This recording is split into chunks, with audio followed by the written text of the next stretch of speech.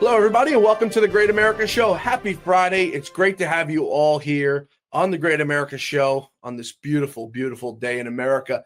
I can hardly contain my excitement over these last 2 days. Such good news is happening in America. The great Lou Dobbs is in heaven right now, and he is smiling down as truth, justice, and the American way finally seems to be at the forefront of this administration. And by that, I mean the great news last night. 2-count indictment of none other than James Comey. If you don't mind, can we just take 1 second? It's a short 2-page indictment just to read over it and listen to it together. And I'll read it to you all because I think this is a really great time for America right now. The United States of America versus James B. Comey, Jr. Count 1. False statements within the jurisdiction of the legislative branch of the United States government. 18 U.S.C. 1001 A2. And the count 2, obstruction of a congressional proceeding. Sounds familiar, Mr. Comey, doesn't it? I think this is only the tip of the iceberg, by the way, for you and the rest of your government gangsters. Who thought you guys were going to pull off the biggest scam in American history and try to keep a man out of office, an innocent man out of office, nonetheless? So on or about September 30th of 2020 in the Eastern District of Virginia, the defendant, James B. Comey, did willfully and knowingly make materialistically false, fictitious, and fraudulent statements in a matter within the jurisdiction of the legislative branch of the government of the United States by falsely stating to a U.S. senator during a Senate Judiciary Committee hearing that he, James B. Comey, had not authorized someone else in the FBI to be an anonymous source in news reporting regarding an FBI investigation concerning a person. Now, that can't be regarding James Comey and him leaking his notes and memos about meetings with President Trump with his friend who's a law professor. I don't think it has anything to do with that. The statement was false because James B. Comey Jr. then and there knew he was, in fact, had authorized person 3 to serve as an anonymous source in news reporting regarding an FBI investigation concerning a person. Donald Trump, maybe, huh? All in violation of 18C 1001A2. And lastly, but not least, count number 2. On or about September 30th, 2020, so that same day, in the Eastern District of Virginia, the defendant, James B. Comey Jr., did corruptly endeavor to influence, obstruct, and impede the due and proper exercise of the power inquiry under which an investigation was being had before the Senate Judiciary Committee by making false and misleading statements before that investigation, all in violation of 18 U.S.C. 1505, signed Lindsay Halligan, United States Attorney for the great state of Virginia. Now, Halligan is new to the job, so off to a really good start. You may recall there was another person that was trying to be put in there, which President Trump last weekend put out a little note on Truth Social, which people believe was a text message meant to be sent to Pam Bondi, but instead was a message on Truth Social. So, of course, Pam Bondi is taking some sort of victory lap right now, but this was the doing of Lindsay Halligan, the U.S. attorney for Virginia. This wasn't a Pam Bondi indictment, so I just want to, correct the record between the two, so there's no conflation there. Lindsay Halligan was a Trump pick to put in there after President Trump realized that there was some funny business happening down there, and someone anti-Trump and anti-Republican was about to take the job.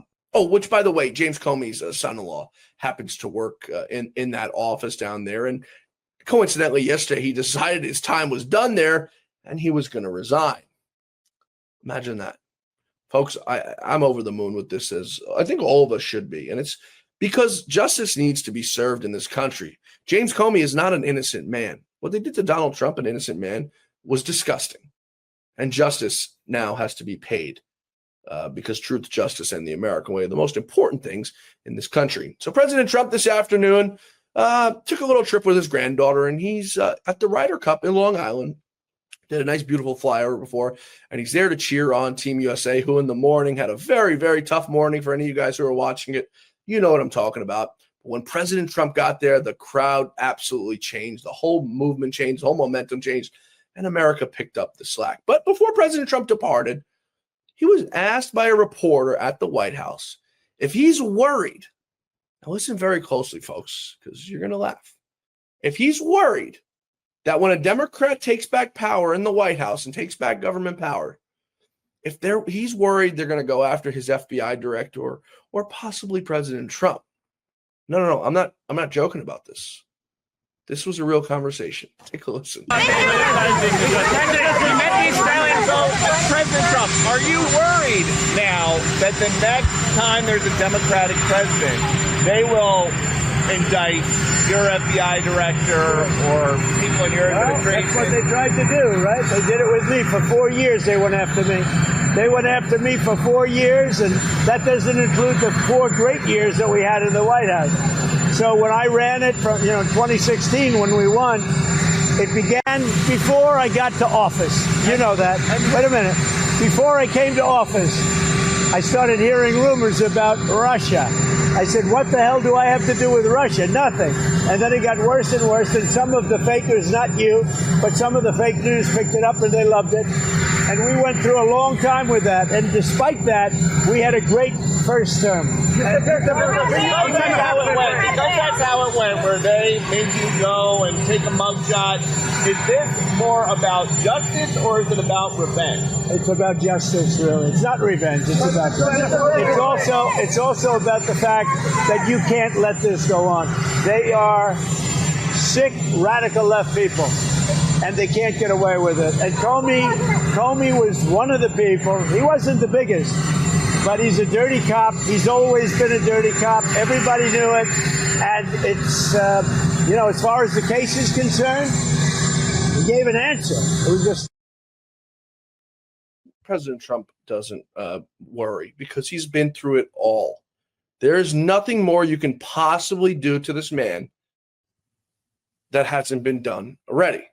So James Comey, probably the biggest story of the month, biggest story of the year so far with that indictment. And Comey put out, we're not going to bring you the video because I know you guys out there don't like seeing these Democrats and these people. But James Comey put out a little crocodile tear video that he's terrified and he's so scared of what's happening to our Justice Department. But he says he's innocent and he tells everybody to go out and vote. He must have not gotten the memo. I know he was good with memos and leaking them and giving them to friends to write up about. But he must have not got the memo that happened on November 5th when President Trump absolutely mollywopped the Democrats in just an unprecedented election. The only president to ever win 3 elections, of course, in America. So Donald Trump has made history many, many different ways in the last 10 years. This is just the latest one. So that's the big story of the week. What's the next biggest story? It can't really compare to James Comey being indicted, right? Well, it's up there. The Blaze is reporting, you ready for this?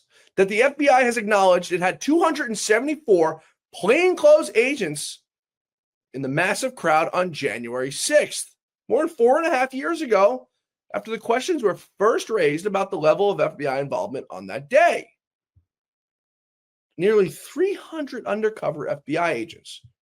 In just a moment, folks, we're going to be joined by the former chief of Capitol Police, Chief Stephen Sund, to talk about what happened on that day. I want to get his take. I want to know if he knows there was nearly 300 FBI informants and agents on the grounds of his Capitol that day.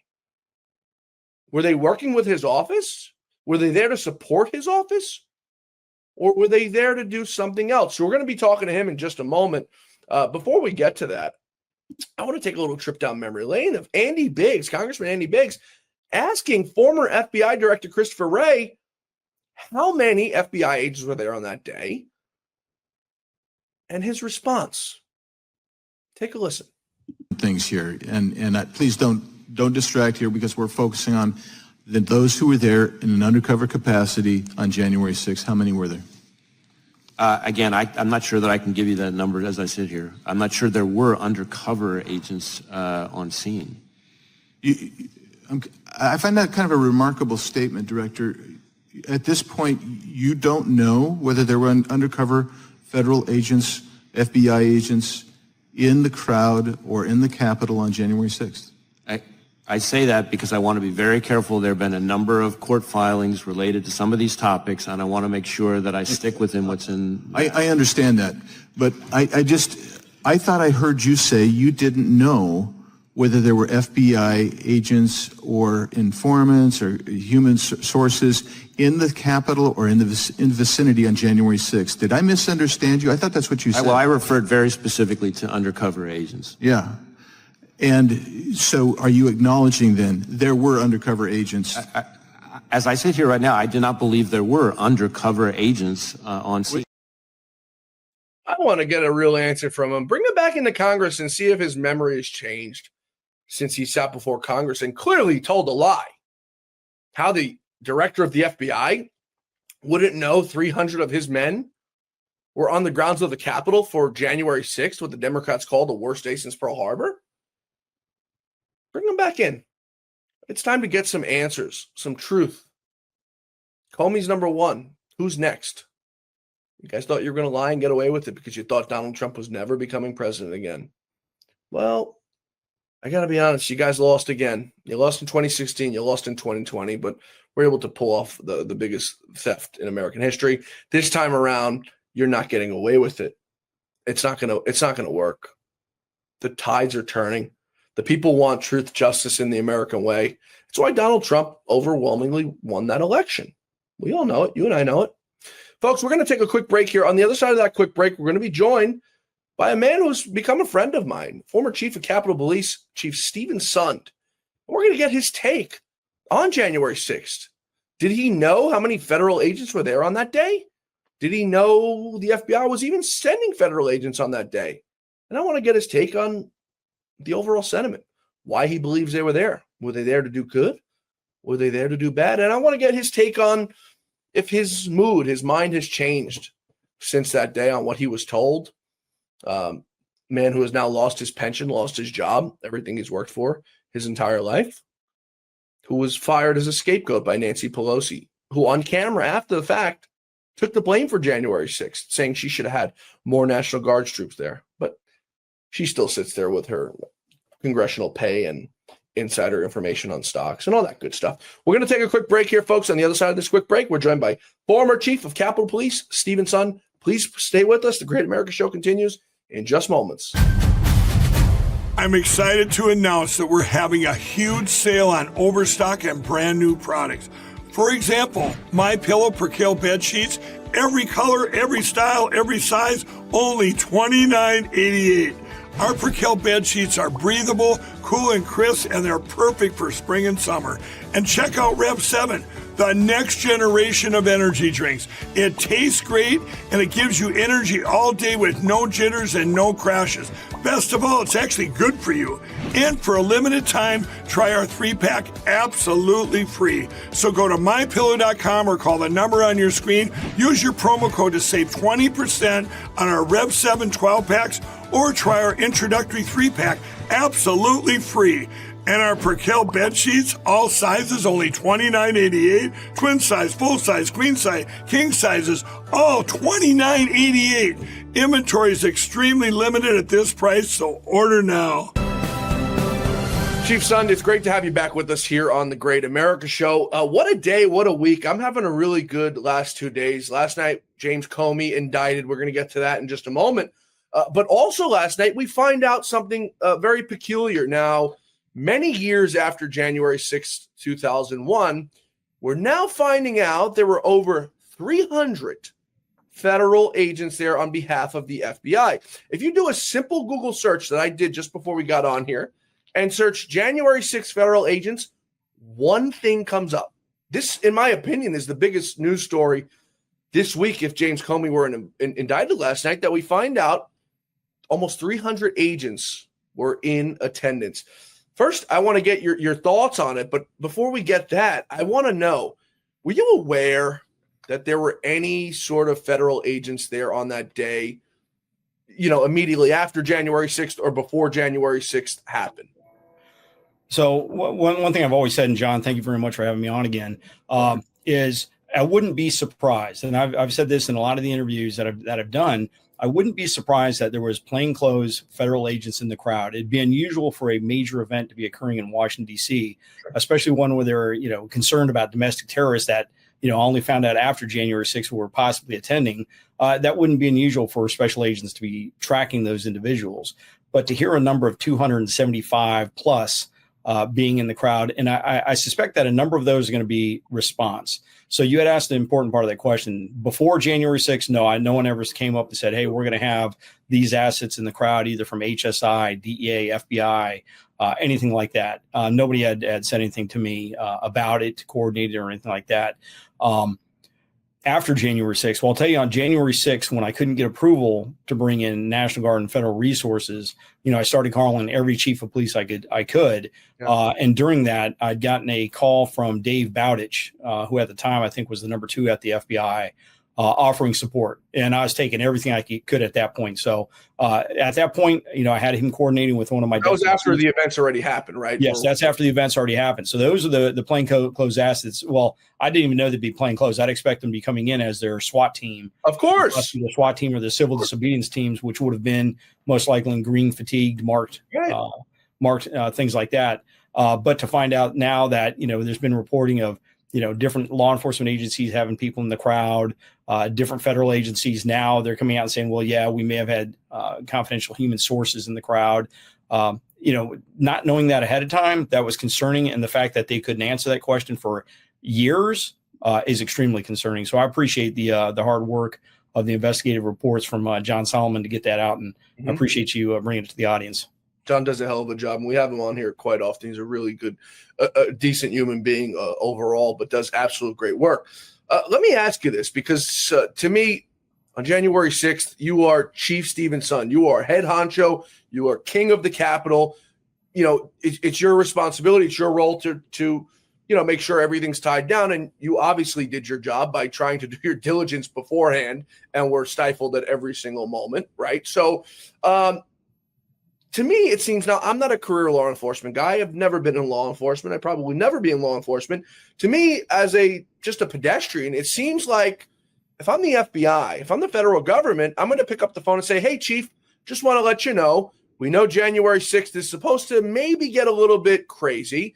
We'll have 300 agents there for you. They'll be plainclothes. There'll be some guys not in plainclothes.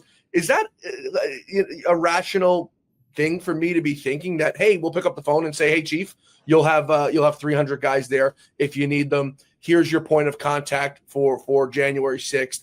Let us know if you need anything else. Well, take it a step further. If they were saying that they were going to have that group in the crowd already, most likely what they'd do is they'd put a liaison up in my command center.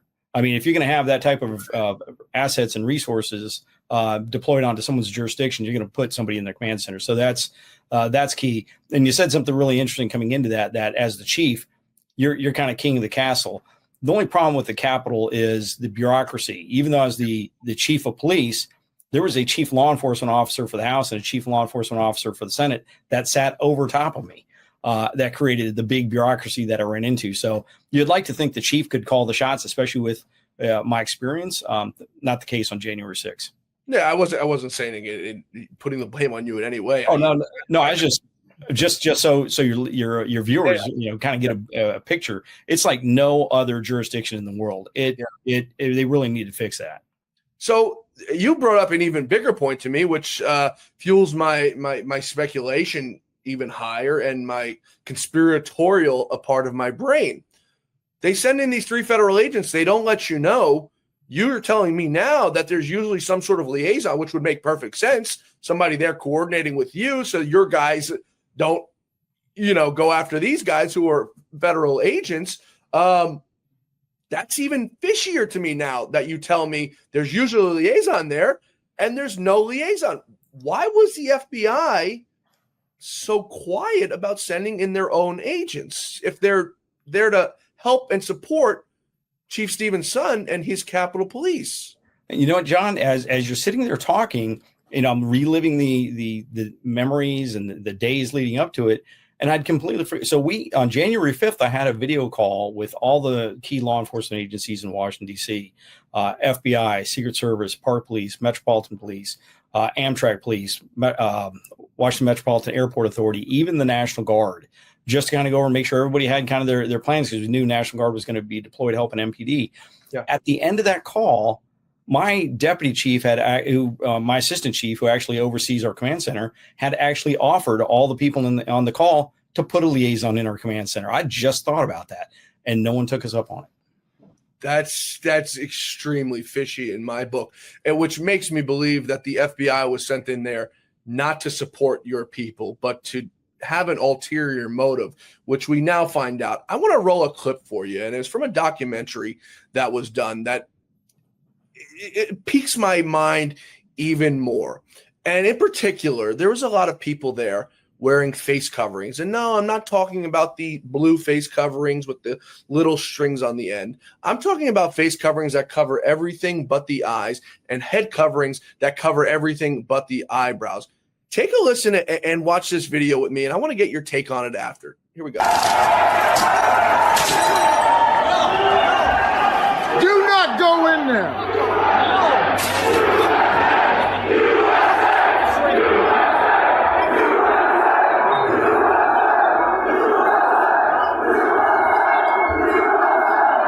The radio journalist from Michigan was shooting video that day at the Capitol. What he captured were two, most charitably called, suspicious actors, but they are dressed in such a way that led him to believe that they were government agents. And one of them, after the windows had been broken by a protester, it was encouraging people to pull the rest of the glass out and go inside.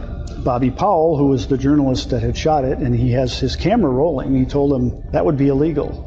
And that wouldn't be a good idea. He warned people off not to go into that window. And then he turned his camera around and he caught this agent or suspicious actor pulling a large pane of glass out, this tempered glass. It kind of folds into itself, crunch onto the ground.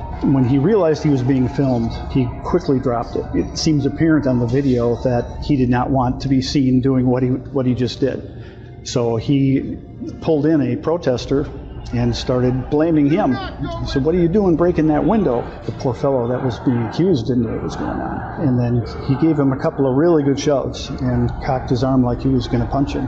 We don't know. His facial image is not on any of the Sedition Hunters sites or the FBI's most wanted site, but he clearly was committing criminal damage to property, and he has not been charged. So it raises a question of why.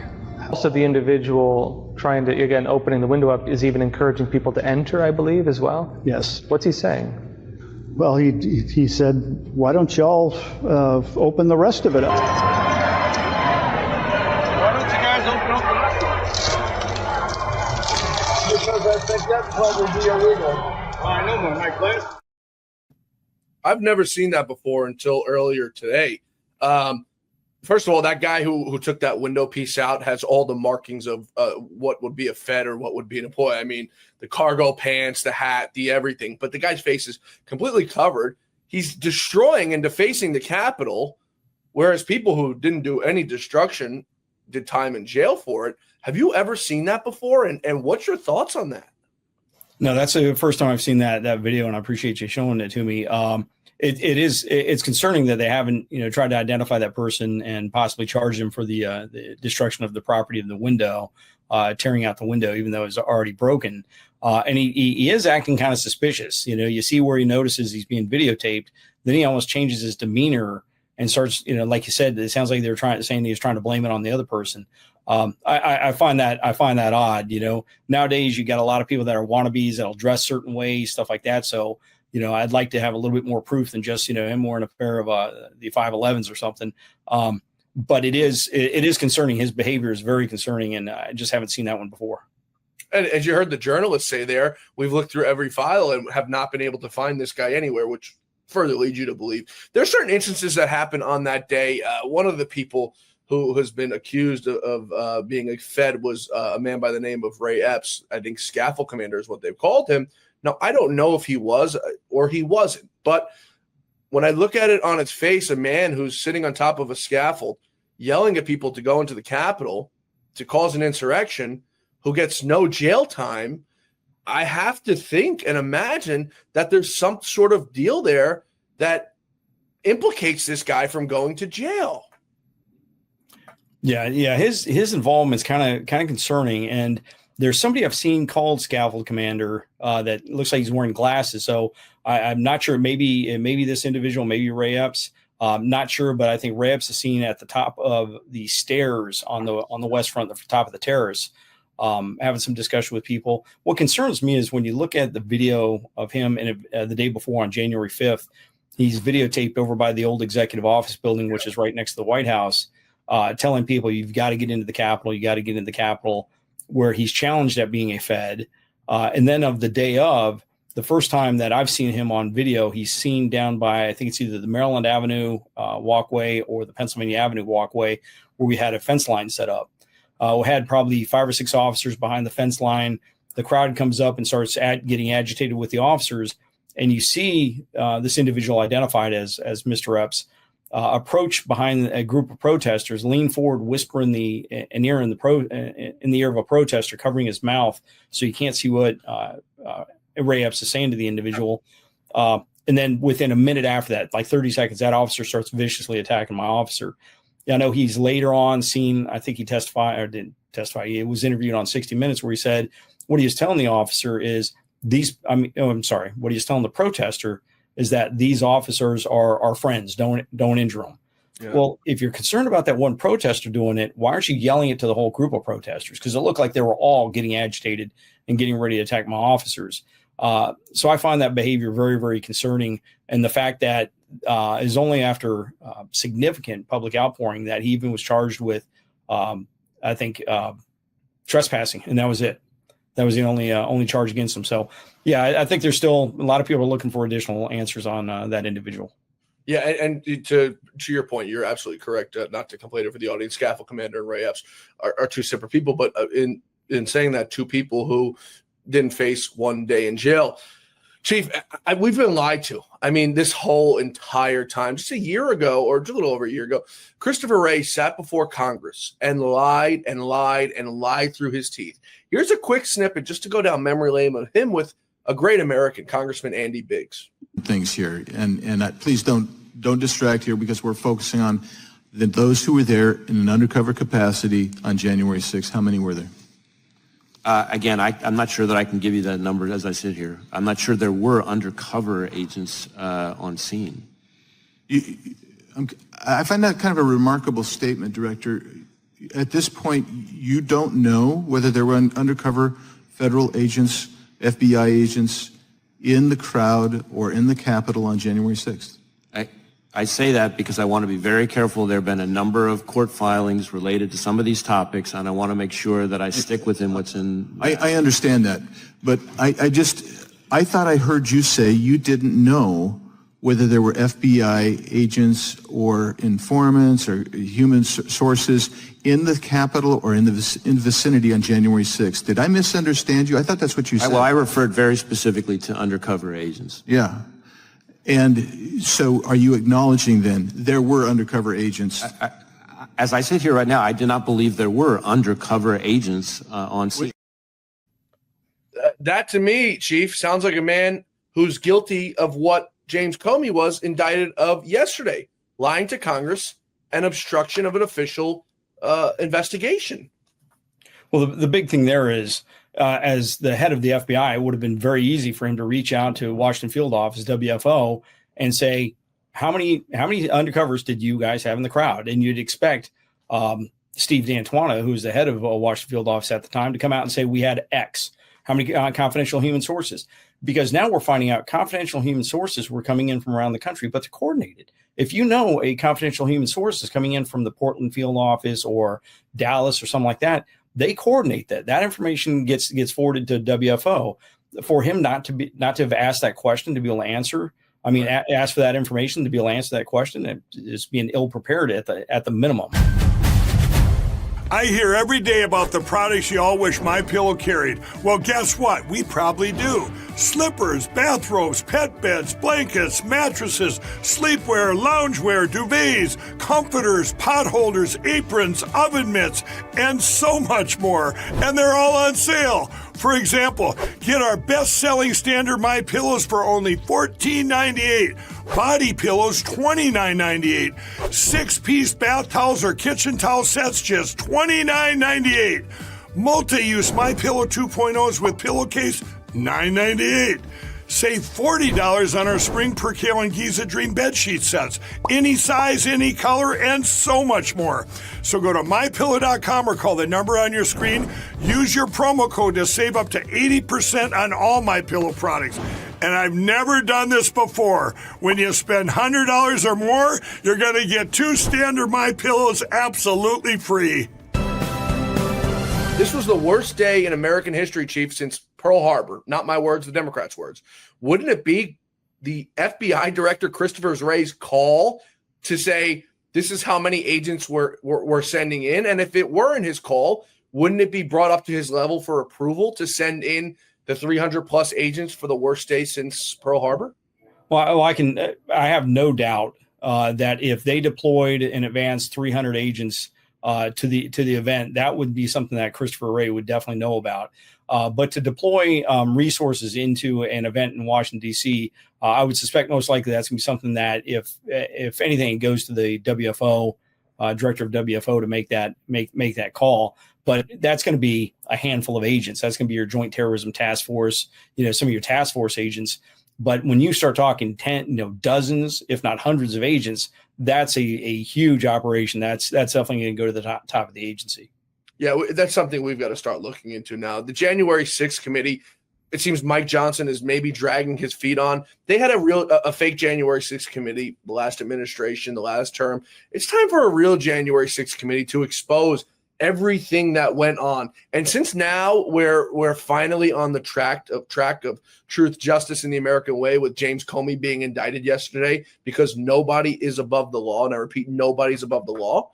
I think it's time we bring Christopher Wray back in to see if his memory changed, or see if anything in his mind perhaps changed from when he made those statements to Congress the first time, and give him an opportunity to correct the record before it's too late. What do you think? Be interesting to see what he would say. I don't know. I know the new committee under Barry Loudermilk has the subpoena authority. I think they should bring in some people, regardless if they've gotten pardons, and really, hold their feet to the fire and start getting some answers to some of these questions. Whether it's Christopher Wray, and I know he wasn't one of the people pardoned. I'm talking about some of the other ones from the previous January 6th Select Committee members.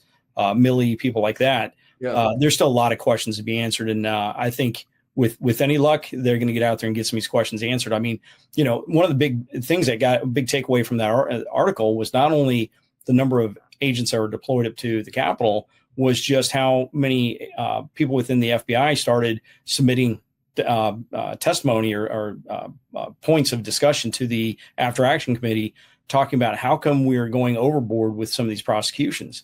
I mean, my concern is what communications were taking place between the legislative branch and the executive branch pushing for these enhanced prosecutions. Hakeem Jeffries said last week, House Minority Leader, that the Republicans, his direct quote, let me say it here. I don't want to misquote him because I'm not a Democrat. Jeffrey says GOP will, quote, regret revisiting January 6th. What kind of threat is that? They've made everyone's life hell, including yours, by the way, which people don't realize because your story doesn't get enough news, which is why I try to get you on here as much as we possibly can to talk about this when these stories come out. They've made everyone's life hell, locked up innocent people, thousands of them in a gulag. That's not even to get to the fact of what they did to Donald Trump and his family, or what they did to Steve Bannon, or what they did to Peter, or anyone who was remotely involved with that day on January 6th.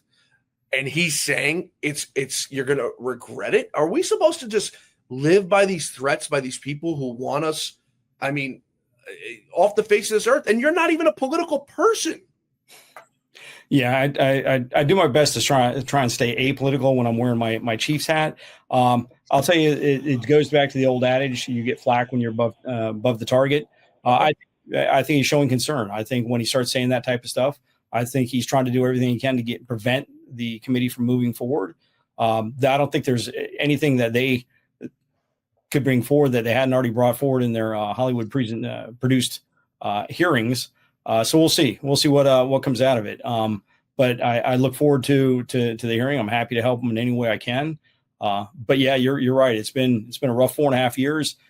After having to try and get National Guard twice in advance of January 6th, and denied for 11 times on January 6th itself, and then be forced to resign and lose my retirement and stuff like that. It's been a tough 4.5 years. The good news is, Chief, is you don't have to, and I'm not kissing your butt because I've read every single document with your name in it.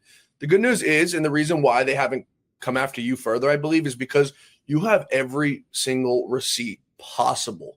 I mean, your name is on every single one of these documents that I've read, and 9 out of 10 of them say Chief Sund is asking for this. Chief Sund is asking for that. That's my belief of why they didn't come after you. I mean, taking your pension away is bad enough to begin with, but come after you in some sort of criminal sense like they did to everyone else, because you had receipts that, completely exonerated. And you being fired on that day and forced to resign proves the point that, they needed some sort of scapegoat, and they used you as it.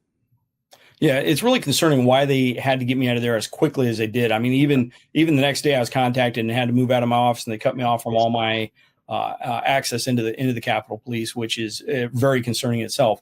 But yeah, you're right. I forgot the second part of your question. I apologize. No. I was just giving you credit for getting it right. Yeah, that's what I meant to say. I'm sorry. Just let me tell you, being a 30-year law enforcement officer, I keep really good notes. Yeah. When they forced me out, I sat down and I started writing down everything I had, collecting information, and my hat goes off to the whistleblowers within the U.S. Capitol Police Intelligence Division that came out in my behalf, the whistleblowers in the military that came out on my behalf, that started providing me more information, and it all started coming together. So I greatly appreciate that, and I've gotten that comment from a lot of people. Several people up on the Hill refer to my book as the definitive after action. So I appreciate that. All I wanted was the truth to get out there, and I'm hoping and I believe more information is getting ready to come out. I think there's more puzzle pieces coming together, and with any luck, we're going to have some real big answers here shortly. Yeah, we need some sort of accountability, folks. Steve mentioned his book, and we want to recommend it to you highly. Courage Under Fire, the definitive account from inside the Capitol on January 6th. If you want to support Stephen and his movement, and you heard him, he's not being hyperbolic about anything. They took this man's life away. They took away his pension. People work 20, 30, 40 years. So at the end of the day, can eventually retire. Not everyone has a 401k. Some people rely on a pension so that they can retire. As we know, Social Security is probably not going to be around here forever. So if you want to support Chief Stephen Sund, I encourage everybody to please go out, buy a copy of his book, buy multiple copies, send them to your friends on the left who are just paranoid and have been completely wrong about January 6th and what happened on that day. And you can get it on Amazon or wherever you guys get your books. But if you want to support the Chief, we recommend going to Amazon. Chief, before we wrap up, I want to ask you one more question. Mm-hmm. Has your mind changed? I'm sure it has, but has your mind changed from the day January 6th happened to now? What has changed in your mind about that day that you believed on that day that you no longer believe, and vice versa? Wow. The thing that I think question, I know, because there's a lot to probably. Well, it's something I've thought about a lot is, initially a lot of people were coming out and some very close friends of mine, people that in law enforcement, people that had been previously with the USCP have been saying, that it really looks like this was some form of a setup, that the intelligence was kept from you, the resources was kept from you. And I'm a person that tries to stick to fact. Yeah. But when you see more and more come out, now you see some of the video of Speaker Pelosi, being escorted off the Hill saying, how come there wasn't more, National Guard here? I take responsibility for that. And then you see her working with some of her aides to come up with the plan to call for my resignation. You begin to wonder, is there a faction of people out there that actually wanted to see something like this happen, that wanted to discredit or make a political movement look bad? And really take them out of commission once and for all. I don't know. But it sure, it seems like there's more and more evidence kind of leaning that way. So you tend to wonder. Your over the target comment earlier is exactly what you just laid out. You're absolutely 100% correct. I believe, and this is my opinion, it doesn't have to necessarily be the opinion of yours. You don't have to agree with me. I believe January 6th was probably the biggest setup in American history by people inside the federal government who wanted to frame somebody or something to ensure they never return to office. And that person is Donald Trump. They tried to get him in 2016 with the Russia. It was all a hoax. They tried to get him with Ukraine. That was another hoax. They tried to get him with everything under the sun. And they believed, in my opinion, Chief, that January 6th was going to be the day that they were going to get him because he, quote unquote, caused an insurrection and committed treason inside this country. It turned out the court of public opinion, which in my opinion is the most crucial court in this country, disagreed with them overwhelmingly on November 5th. You get the last word here, Chief. Well, I was going to say, it does appear like they never expected him to come back into office, and that kind of changed the whole equation when he did. But we shall see. I keep my fingers crossed. I pray every day, and I just hope more information comes out, because as it does, I think the American people are finding more and more about the truth. You're absolutely right, folks. That book is Courage Under Fire, the definitive account from inside the Capitol on January 6th. You can get the paperback copy on Amazon.com. We encourage you. We'll put the link to buy the book in this episode. Or if you guys are Amazon savvy, unlike me, you can just go to Amazon. You can type in Stephen Sund, or you can type in the book title, and you can get your copies there. We recommend it to you highly. Chief Stephen Sund, come back on the show soon, brother. We appreciate it, and best of luck in everything. Gladly to. And I appreciate you mentioning the paperback. I'd highly recommend get the paperback. It has the most up-to-date information. It's the latest version from last December, and look forward to hearing what people say about it. But the outpouring of support has been absolutely incredible, and that's really what's helped me through this whole thing. So thank you very much. Just the kind comments I've gotten. So thank you very much for the opportunity to be on your show, John. Anytime, Chief. And folks, go buy a copy, 2, 3, 4 of them, and give them out as gifts, even to your liberal friends. Chief Sund, come back soon, brother. Absolutely. Thanks, everybody. That's all for us today here on the Great America Show, and that's all for us this week. We wrap up this week with really, really just great news, and I hope everybody has a wonderful weekend, a blessed weekend. Get to church, spend some time with your family, spend some time with your loved ones, and we'll be right back here on Monday at the same time, same place where you can find us, 6 p.m. Eastern Time for the Great America Show. We'll see you back here then, folks. Until then, may God bless you. May God bless America, and may God bless the great Lou Dobbs. God bless you all, and have a great weekend, folks. We'll see you back here Monday.